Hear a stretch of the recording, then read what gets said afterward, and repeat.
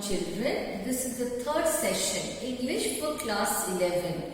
Remember we did that lesson, Landscape of the Soul. Now today we are going to do the long answer time questions. So let's begin. The first one.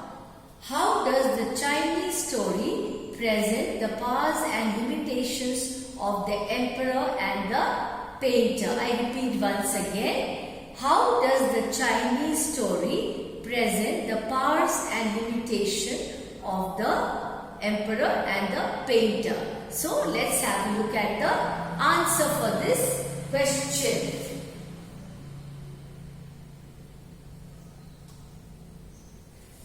The power and limitations of the emperor were that he commissioned the painting and appreciated its outer appearance.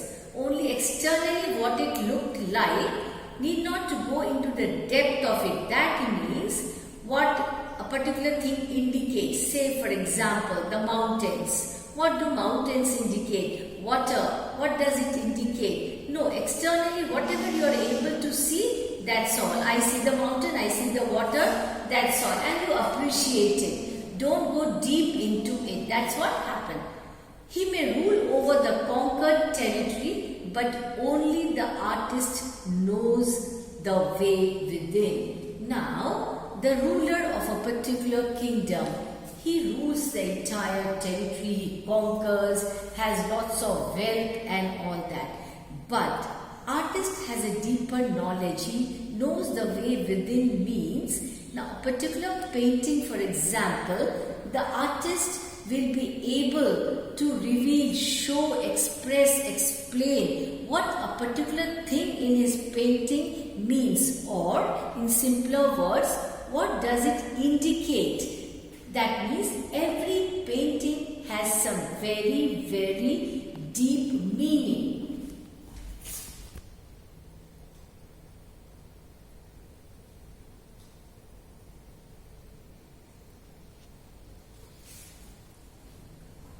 Painter in the story has tried to achieve the essence of inner life and spirit in Asia. Now, I'll tell you something about what is the essence of inner life. Now, inner life is the life after death. That is why it is said and believed in Chinese philosophy and culture that when one is alive, one has to even stress on, emphasize on good deeds, not on other things like accumulating wealth. Like the king in the story, he was so greedy, busy accumulating wealth and all that. No, there, if you keep yourself busy being greedy, you lose the essence of life, and you have to indulge in at least little bit of spirituality or spiritualism as you call it. At least think of God. Don't waste your time expending and accumulating your wealth. So that is the essence of inner life. So that the soul after death does not have to undergo any sort of sufferings.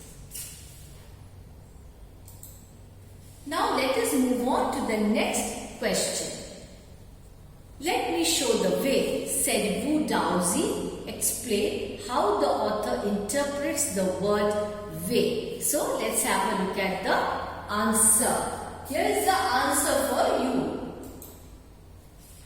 The word way is the way within. You have to go within yourself, analyze, think what you are doing is right, not right. Follow the right path. Do not deviate from the path of truth, from the path of righthood. Tao means both the path or the method and the mysterious works of the universe. The painting is gone. Remember, the painting is gone, but the artist has reached his goal beyond any material appearance. See, even if the painting is gone, the artist achieves his goal. What is that goal? Everybody appreciates, and to him that is very, very important, even more than the material gain. Now let us move on to the next question. Which element is often overlooked? How is it essential? So let's have a look at the answer now. Here is the answer for you. The element which is often overlooked is the third element, the middle void. Void means where there is nothing, it is absolutely empty. That is why void, and it is there in the middle. It is essential because the interaction takes place in it. The interaction of yin and yang takes place in that middle void where nothing is present. It is totally empty. It can be compared to yogic practice pranayama. Breathe in, retain, breathe out. We all know about what pranayama is. It is basically breathing exercise. And what do you do there in pranayama? The breath is suspended for some time. The suspension of breath is the void where meditation occurs, and that is a very important place wherein you go into meditation and you are absolutely at peace with yourself. You can feel that calmness. Nothing can happen without it. Yes, peace, to remain calm is very important in one's life. Hence, it is important in Chinese art. So, Chinese art emphasizes on what? The middle void, where the breath is suspended and there the meditation happens. You are totally at peace with yourself. You remain so calm, and that is what makes you realize all that you are doing, all that you are supposed to do in your life.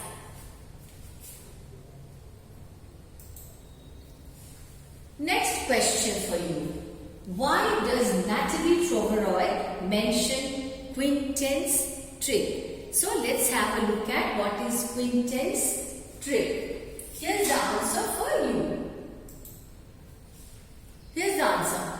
Natalie Troveroy mentions quintence trick to prove that each art form tries to achieve a perfect illusionistic likeness. Means it is not real, but make it look like real. Quintin painted the fly on the painting, the canvas, you remember? So realistically, it looked like real fly.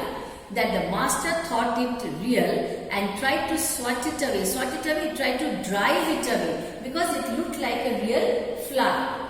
Hence, the example is given to prove the point that illusionistic likeness, that means what is that likeness? It resembles a real fly, enabled Quintin to marry the master's daughter because he was able to prove his worth as a painter, how good a painter he was, and that convinced the master. So he permitted Quintin to marry his daughter.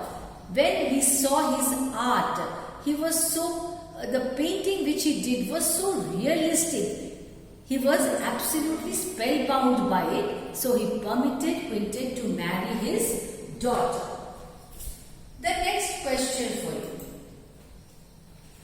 Which is the third element where the interaction between yang and yin takes place? How is it essential in Taoism? Why is it important in Taoism? So let's have a look at the answer now. Here's the answer for you. The third element is the middle void. I told you some time back about middle void where there is nothing at all. It is empty, where the interaction between yang and yin takes place. It is like the yogic practice of pranayama. Just now I said that. Where meditation occurs.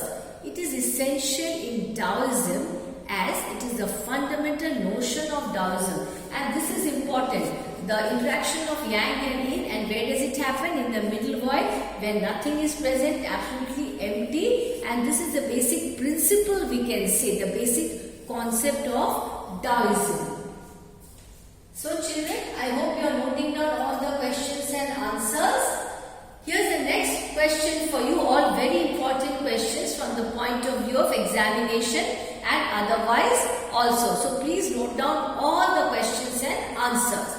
So now let us move on to the next question. What such stories play in China's classical education? Let's see the importance of the stories, such stories. The answer. These stories, which are found in plenty in China's classical education, they are also in the books of Confucius and Zhuangzi. They help the master to guide his disciple to the right direction. That is, they give the correct guidance, the correct knowledge, what they are supposed to do and what they are not supposed to do. That is, help them know what is right and what is wrong. Obviously, you have to choose the right and leave the wrong aside and move in the right direction. They reveal the spirit in which art was considered. So that was an important aspect of art at that time. Now the next question. Describe the painting made by Wu Daozi for the Emperor Xuanzong. The answer for you. Here's the answer. The painting made by Wu Daozi was meant to decorate the palace wall. It had a wandering scene, which is moving about, not in one place. Wandering scene, forests, mountains, waterfalls and clouds. So the painting depicted all these things. What? Forests, mountains, nature. Basically nature. Men on hilly paths and birds in flight. The painting also depicted, it showed a cave. Remember I showed that to you where there was a cave, the cave door opened and Wu Daozi told the emperor that there lived a spirit in the cave. So that is what he told the emperor, that there was a spirit that lived in that cave. Okay children. That's all for this session. Now what are you supposed to do? You have to write all the questions and answers. Go through every question more than once. If possible, read every question and answer at least 2 times. Okay, read the lesson once again with proper comprehension, because this is a slightly difficult lesson for you. There are very vague things that are explained in the lesson and some of the terms are very new to you. So you have to read in order to acquaint yourselves with the new vocabulary. So read it again and go through all the questions and answers. Once again, I emphasize all these questions and answers are very important from the point of view of examination and otherwise also. Thank you.